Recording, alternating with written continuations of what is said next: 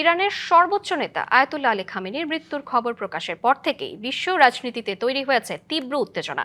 রাষ্ট্রীয়ভাবে তার মৃত্যুর বিষয়টি নিশ্চিত করা হলেও জানাজা অনুষ্ঠিত না হওয়ায় প্রশ্ন উঠেছে বিভিন্ন মহলে। একই সঙ্গে তার মরদেহ প্রকাশ্যে না আনায় তৈরি হয়েছে ব্যাপক জল্পনা কল্পনা। আয়াতুল্লাহ আলী খামেনির মৃত্যুর পর থেকেই অপেক্ষার প্রহর গুনছে ইরানিরা। কবে অনুষ্ঠিত হবে সর্বোচ্চ নেতার জানাজা?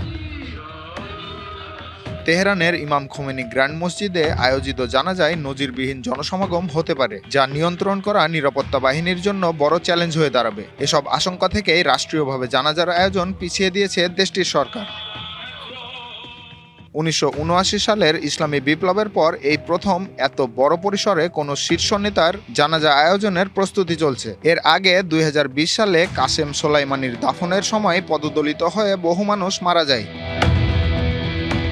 তবে জানাজা বিলম্বিত হবার পিছনে আরও কিছু কারণ নিয়ে আন্তর্জাতিক গণমাধ্যমেও আলোচনা শুরু হয়েছে। বলা হচ্ছে, ইসরায়েলি বিমান হামলায় খামেনির বাসভবন ও কার্যালয় ব্যাপকভাবে ক্ষতিগ্রস্ত হওয়ায় তার মরদেহ উদ্ধার ও শনাক্ত করতে সময় লেগেছে। পাশাপাশি সম্ভাব্য জনরোষ বা অনাকাঙ্ক্ষিত পরিস্থিতি এড়াতেই কর্তৃপক্ষ এখনই ছবি বা ভিডিও প্রকাশের ব্যাপারে সতর্ক অবস্থানে রয়েছে বলেও ধারণা বিশ্লেষকদের। কি বুঝলেন ভাই? অনলি যেটাই চাই।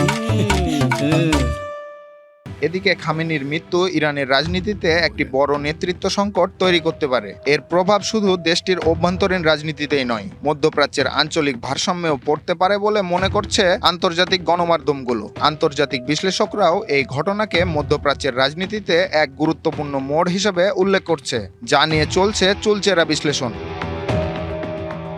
সামিউল ইসলাম, ডিবিসি নিউজ ডেস্ক।